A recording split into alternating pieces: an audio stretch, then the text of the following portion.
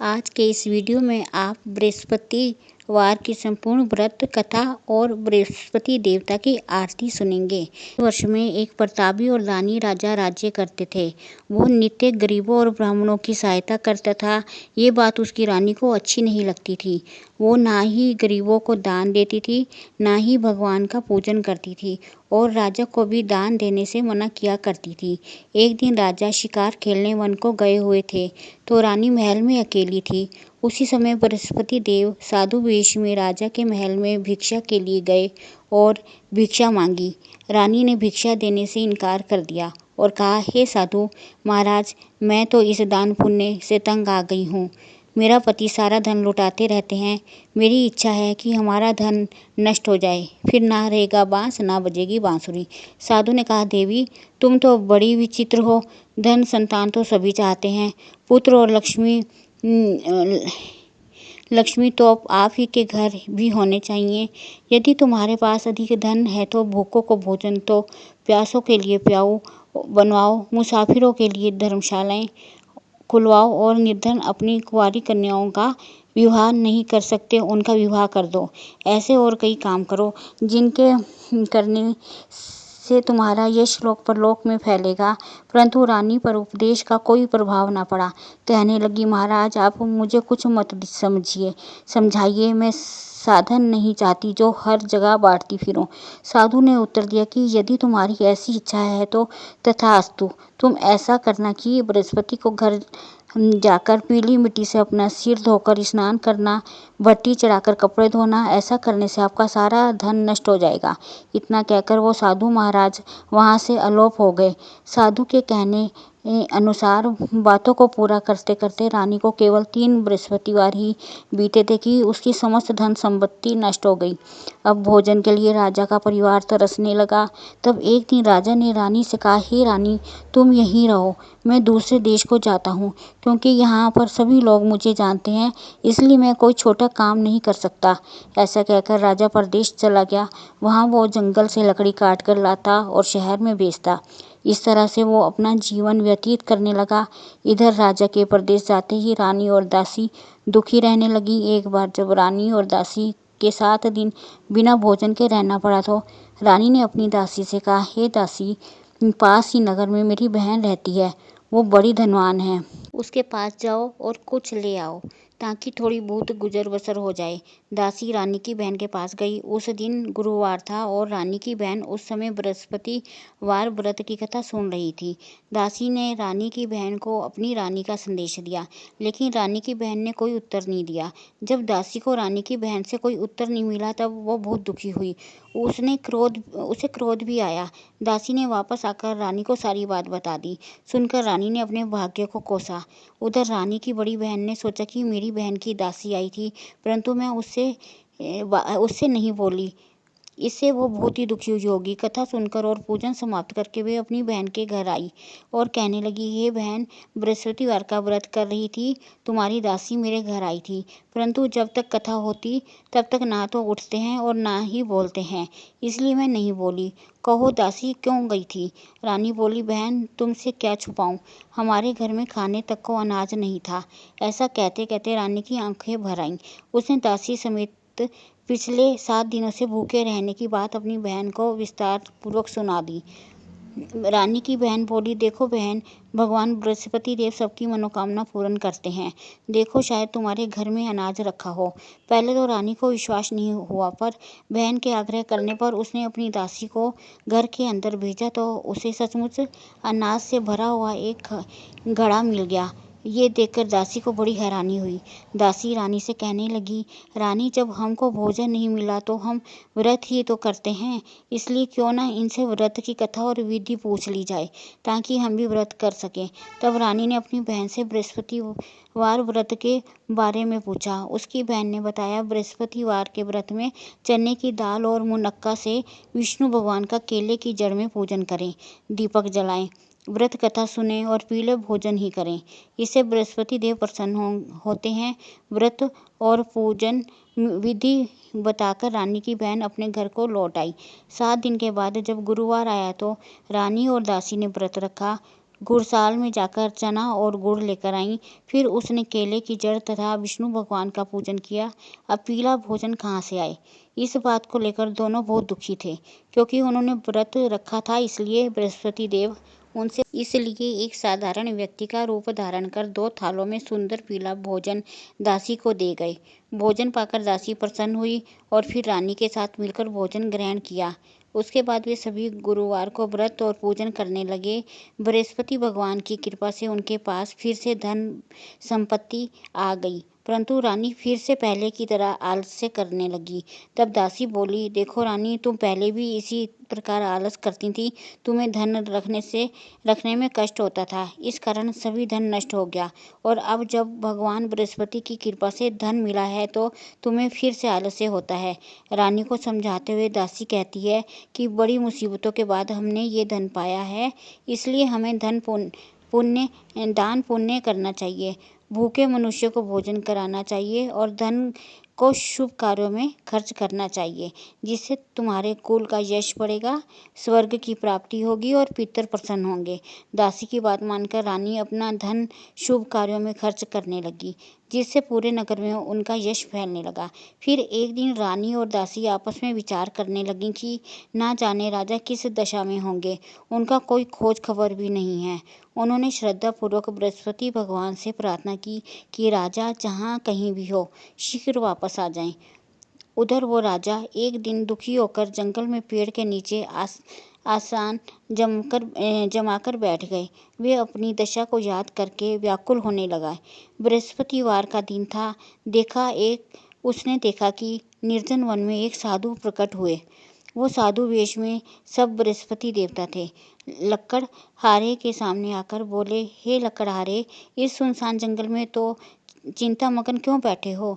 लकड़हारे ने दोनों हाथ जोड़कर प्रणाम किया और उत्तर दिया, महात्मा जी, आप सब कुछ जानते हैं, मैं क्या कहूँ। ये कहकर मैं रोने लगा और साधु को अपनी आत्मकथा सुनाई। महाराज जी ने कहा, तुम्हारी स्त्री ने बृहस्पति के दिन बृहस्पति भगवान का निरादर किया है, जिसके कारण रुष्ट होकर उन्होंने तुम्हारी ये दशा कर दी। अब तुम चिंता दूर करके मेरे कहने पर चलो तो तुम्हारे सभी कष्ट दूर हो जाएंगे और भगवान पहले से भी अधिक संपत्ति देंगे। तब बृहस्पति के दिन कथा किया करो। 2 पैसों के चने मुनक्का लाकर उसका प्रसाद बनाओ और शुद्ध जल से लोटे में शक्कर मिलाकर अमृत तैयार करो। कथा के पश्चात अपने सारे परिवार और सुनने वाले प्रेमियों में अमृत और प्रसाद बांटकर आप भी ग्रहण करो। ऐसा करने से भगवान तुम्हारी सब मनोकामनाएं पूर्ण करेंगे। साधु के ऐसे वचन सुनकर लकड़हारा बोला, हे प्रभु, मुझे लकड़ी बेचकर इतना पैसा नहीं मिलता जिससे मैं भोजन के बाद कुछ बचा सकूं। मैंने रात में अपनी पत्नी को व्याकुल देखा है। मेरे पास कुछ भी नहीं जिससे मैं उसकी खबर मांग सकूं। साधु ने कहा, हे लकड़हारे, तुम किसी बात की चिंता मत करो। बृहस्पति के दिन तुम रोजाना की तरह लकड़ियां लेकर शहर को जाओ। तुमको रोज से 2 गुना धन प्राप्त होगा, जिससे तुम भली भांति भोजन कर लोगे और बृहस्पति देव की पूजा का सामान भी आ जाएगा। जो तुमने बृहस्पतिवार की कहानी के बारे में पूछा है वो इस प्रकार है। प्राचीन काल में एक बहुत ही निर्धन ब्राह्मण था। उसकी कोई संतान न थी। वो नित्य पूजा पाठ करता, लेकिन उसकी पत्नी स्नान करती और न किसी देवता का पूजन करती। इसी कारण वो ब्राह्मण देवता बहुत दुखी रहते थे। भगवान की कृपा से ब्राह्मण के यहाँ एक कन्या उत्पन्न हुई। कन्या बड़ी होने लगी। प्रातः स्नान करके वो भगवान विष्णु का जप करती, बृहस्पतिवार का व्रत करने लगी। पूजा पाठ समाप्त कर पाठशाला जाती तो अपनी मुट्ठी में जौ भरकर ले जाती और पाठशाला के मार्ग में डाल दी जाती। लौटते समय वही जो सोने के हो जाते तो उनको बीनकर घर ले आती। एक दिन वो बालिका सूप में उन सोने की जड़ को बटक कर साफ कर रही थी कि तभी उसकी माँ ने देख लिया और कहा कि ये बेटी, सोने के चौक को फटकने के लिए सोने का सूप ही तो होना चाहिए। दूसरे दिन गुरुवार था। उस कन्या ने व्रत रखा और बृहस्पति देव से सोने का सूप देने की प्रार्थना की। बृहस्पति देव ने उसकी प्रार्थना स्वीकार कर ली। रोजाना की तरह वो कन्या जो फैलाती थी पाठशाला चली गई। पाठशाला से लौटकर रोजाना की तरह वो कन्या जौ फैलाती ही पाठशाला चली गई। पाठशाला से लौटकर जब वो अभी आ ही रही थी तो बृहस्पति देव की कृपा से उस सोने सोने का सूप भी मिल गया। उसे वो घर ले आई और उसने जो साफ करने लगी, परंतु उसकी माँ का वही ढंग। एक दिन की बात है, कन्या सोने के सूप में जब जौ साफ कर रही थी, उसी समय उस नगर का राजकुमार वहां से निकला।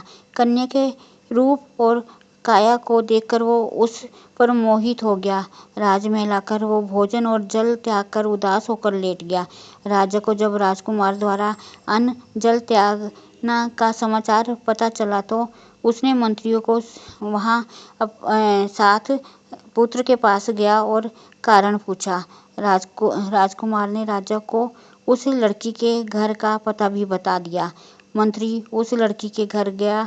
मंत्री ने ब्राह्मण के सामने राजा की ओर से निवेदन किया। कुछ ही दिन बाद ब्राह्मण की कन्या का विवाह राजकुमार के साथ संपन्न हो गया। इधर कन्या के घर से जाते ही ब्राह्मण देवता के घर में पहले की तरह गरीबी का निवास हो गया। एक दिन दुखी होकर वो ब्राह्मण अपनी पुत्री से मिलने गए।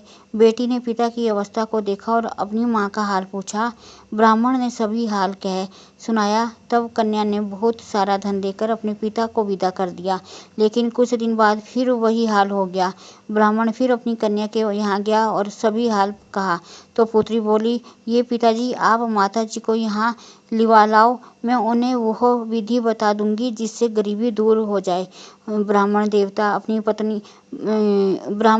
अपनी पत्नी को साथ लेकर अपनी पुत्री के पास राजमहल पहले पहुंचा। अपनी माँ को समझाने लगी, तुम प्रातःकाल स्नान आदि करके विष्णु भगवान का पूजन करो तो सब दरिद्रता दूर हो जाएगी। परंतु उसकी माँ ने उसकी एक भी बात नहीं मानी। वो प्रातःकाल उठकर अपने पुत्र की बची जूठन को खा लेती थी। एक दिन उसकी पुत्री को बहुत गुस्सा आया। उसने अपनी माँ को एक कोठरी में बंद कर दिया। प्रातः उसे पूजा पाठ करवाया तो उसकी माँ की बुद्धि ठीक हो गई। इसके बाद वो नियम से पूजा पाठ करने लगी और प्रत्येक बृहस्पति को व्रत करने लगी। इस व्रत के प्रभाव से मृत्यु के बाद वो स्वर्ग को गई और ब्राह्मण भी सुखपूर्वक इस लोक का सुख होकर स्वर्ग को प्राप्त हुआ। इतना कहकर साधु अंतर्ध्यान हो गए। धीरे धीरे समय बीतने लगा। फिर वही बृहस्पतिवार का दिन आया। लकड़हारा जंगल से लकड़ी काटकर किसी शहर में बेचने गया। उसे उस दिन और दिन से अधिक पैसा मिला। राजा ने चना गुड़ आदि लेकर गुरुवार का व्रत किया। उस दिन से उसके सभी क्लेश दूर हुए। परंतु जब दोबारा गुरुवार का दिन आया तो बृहस्पतिवार का व्रत करना भूल गया। इस कारण बृहस्पति भगवान नाराज हो गए। उस दिन उस नगर के राजा ने विशाल यज्ञ का आयोजन किया था और शहर में ये घोषणा कर रखी थी कि कोई भी मनुष्य अपने घर में भोजन ना बनाए, ना आग जलाए। समस्त जनता मेरे यहाँ भोजन करने आए। जो इस आज्ञा को नहीं मानेगा उसे फांसी की सजा दी जाएगी। इस तरह की घोषणा संपूर्ण नगर में करवा दी गई। राजा की आज्ञा अनुसार शहर के सभी लोग भोजन करने गए, लेकिन लकड़हारा कुछ देर से पहुंचा, इसलिए राजा उसको अपने साथ घर ले गए और ले जाकर भोजन करा रहे थे तो रानी की दृष्टि उस खूंटी पर पड़ी जिस पर उसका हार लटका हुआ था। वो वहां पर नहीं दिखाई दिया। रानी ने निश्चय किया कि मेरा हार इसी मनुष्य ने चुरा लिया है। उसी समय सिपाहियों को बुलाकर उसको कारागार में डलवा दिया। जब लकड़हारा कारागार में पड़ गया और बहुत दुखी होकर विचार करने लगा कि ना जाने कौन से पूर्व जन्म के कर्म से मुझे ये दुख प्राप्त हुआ है, और उसी साधु को याद करने लगा जो कि जंगल में मिला था। उसी समय तत्काल बृहस्पति देव साधु के रूप में प्रकट हुए और उसकी दशा को देखकर कहने लगे, अरे मूर्ख, तो उन्हें बृहस्पति देव की कथा नहीं करी, इस कारण तुझे ये दुख प्राप्त हुआ है। आप चिंता मत कर। बृहस्पति के दिन कारागार के दरवाजे पर 4 पैसे पड़े मिलेंगे, उनसे तू बृहस्पति देव की पूजा करना, तेरे सभी कष्ट दूर हो जाएंगे। बृहस्पति के दिन उसे 4 पैसे मिले। लकड़हारा निकला ही था कि उसी रात को बृहस्पति देव ने उस नगर के राजा को सपन में कहा, राजा, तुमने जिस आदमी को कारागार में बंद कर दिया है वो निर्दोष है, वो राजा है, उसे छोड़ देना। रानी का हार उसी खूंटी पर लटका है। अगर तू ऐसा नहीं करेगा तो मैं तेरे राज्य को नष्ट कर दूंगा। इस तरह रात के सपन को देखकर राजा प्रातःकाल उठा और खूंटी पर हार देखकर लकड़हारे को बुलाकर क्षमा मांगी और लकड़हारे को योगी सुंदर वस्त्राभूषण देकर विदा कर दिया। बृहस्पति देव की आज्ञा अनुसार लकड़हारा अब अपने नगर को चल दिया। राजा जब अपने नगर के निकट पहुंचा था, उसे बड़ा आश्चर्य हुआ। नगर में पहले से भी अधिक तालाब, कुएं तथा बहुत सी धर्मशालाएं, मंदिर आदि बन गई हैं। राजा ने पूछा, ये किसका बाग और धर्मशाला है? तब नगर के सब लोग कहने लगे, ये सब रानी और बांदी के हैं। तो राजा को आश्चर्य हुआ और गुस्सा भी आया। जब रानी से ये खबर सुनी राजा आ रहे हैं, तो उन्होंने बांदी से कहा, हितैषी देख, राजा हमको कितनी बुरी हालत में छोड़ गए थे। हमारी ऐसी हालत देखकर वो लौट ना जाएं, इसलिए तो दरवाजे पर खड़ी हो जा। आगे अनुसार दासी दरवाजे पर खड़ी हो गई। राजा आए तो उन्हें अपने साथ ले गए। तब राजा ने क्रोध करके अपनी पत्नी से पूछा कि ये धन तुम्हें कैसे प्राप्त हुआ? तब उन्होंने कहा, हमें ये सब धन बृहस्पति देव की इस व्रत के प्रभाव से प्राप्त हुआ है। अब राजा ने निश्चय किया कि 7 रोज बाद तो सभी बृहस्पति देव का पूजन करते हैं, परंतु मैं प्रतिदिन दिन में 3 बार कहानी और रोज व्रत किया करूँगा। अब हर समय राजा के दुपट्टे में चने की दाल बंधी रहती और दिन में 3 बार कहानी कहते। एक रोज राजा ने विचार किया कि चलो अपनी बहन के यहाँ हो आए। इस तरह निश्चित कर राजा घोड़े पर सवार होकर अपनी बहन के यहाँ को चलने लगे। मार्ग में उसने देखा कि कुछ आदमी एक मुर्दे को लिए जा रहे हैं। उन्हें रोककर राजा कहने लगे, अरे भाई, ये मेरे बृहस्पति देव की कथा सुन लो। वो बोले, हमारा तो आदमी मर गया है, इसको अपनी कथा की पड़ी है। परंतु कुछ आदमी बोले, अच्छा कहो, हम तुम्हारी कथा भी सुनेंगे। राजा ने दाल निकाली और जब कथा हुई तो मुर्दा हिलने लग गया और सब कथा समाप्त हो गई तो राम राम करके वो मनुष्य उठकर खड़ा हो गया। आगे मार्ग में उसे एक किसान खेत में हल चलाता मिला।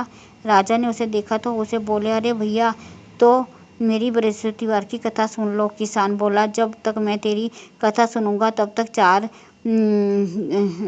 4 खेत जोत लूँगा। जा अपनी कथा किसी और को सुना।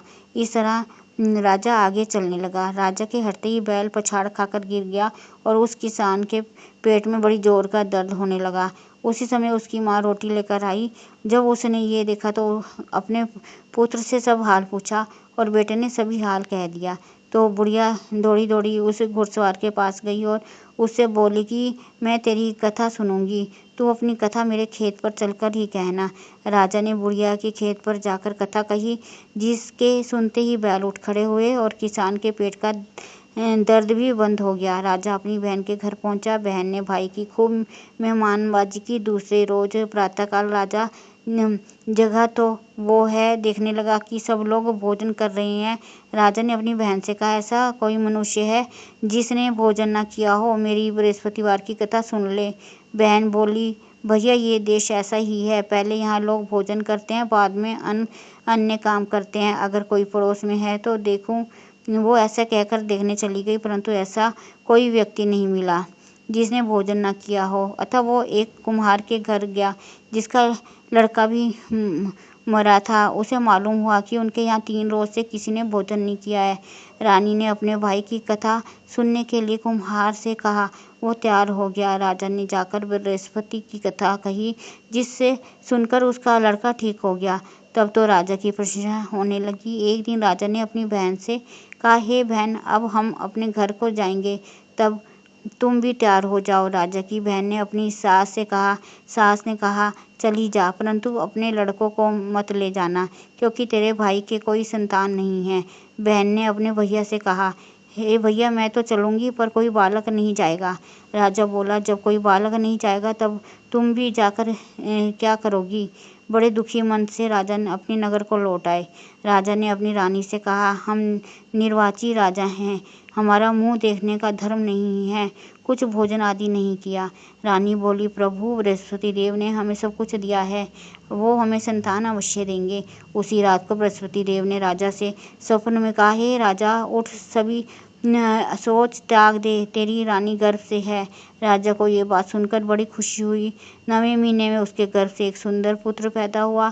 तब राजा बोला, हे रानी, स्त्री बिना भोजन के रह सकती है, पर बिना कहे नहीं रह सकती। तब मेरी बहन आए, तब तुम मुझसे कुछ मत कहना। रानी नहीं सुनकर हाँ कर दिया। जब राजा की बहन ने ये शुभ समाचार सुना तो वो बहुत खुश हुई और बधाई लेकर अपने भाई के यहाँ आई। तब भी रानी ने कहा, घोड़ा चढ़कर तो नहीं आई, गधा चढ़ी आई। राजा की बहन बोली, भाभी मैं इस प्रकार ना कहती तो तुम्हें संतान कैसे मिलती। बृहस्पति देव ऐसे ही हैं जैसे जिसके मन में कामनाएं हैं सभी को पूर्ण करते हैं। जो श्रद्धापूर्वक बृहस्पति का व्रत करते हैं और कथा पढ़ते हैं अथवा सुनते हैं, दूसरों को सुनाते हैं, बृहस्पति देव उनकी सभी मनोकामना पूर्ण करते हैं। जय बृहस्पति देवा स्वामी, जय बृहस्पति देवा, छिन छिन भोग लगाऊं कदली मेवा। ओम जय बृहस्पति देवा। बृहस्पति तुम पूरन परमात्मा, तुम अंतर्यामी स्वामी, तुम अंतर्यामी। जगत पिता जगदीश्वर, जगत पिता जगदीश्वर, तुम सबके स्वामी। ओम जय बृहस्पति देवा। चरणामत नेजे निर्मल सब पातक हरिता, स्वामी सब पातक हरिता। मनोरथ दायक कृपा करो भरता। ओम जय बृहस्पति देवता। धन अर्पण कर जो जन शरण पड़ी, स्वामी जो जन शरण पड़ी। तब हो कर प्रभु होकर आकर द्वार खड़े। ओम जय बृहस्पति देवा। दीन दयाल निधि भगत हितकारी, स्वामी भगत हितकारी। पाप दोष सब हरता सरिता भग बंधन हरि। ओम जय बृहस्पति देवता। सकल मनोरथ दायक सब संचेतारो, स्वामी सब संचेतारो। और मिटा विषय विकार मिटाओ सुखहारी। ओम जय बृहस्पति देवता। बृहस्पति देव की आरती जो कोई नर गावे, स्वामी जो कोई नर गावे। स्वामी प्रेम सहित गावे। जेठानंद बंद सो निश्चय पावे। ओम जय बृहस्पति देवता। ओम जय बृहस्पति देवता। जय बृहस्पति देवता। छिन छिन भोग लगाऊं कंदली फल मेवा, स्वामी कंदली फल मेवा। ओम जय बृहस्पति देवता। हरि कृष्णा। अब सभी का दिन शुभ और मंगलमयी हो। भगवान श्री कृष्ण की कृपा आप सभी पर सदा बनी रहे।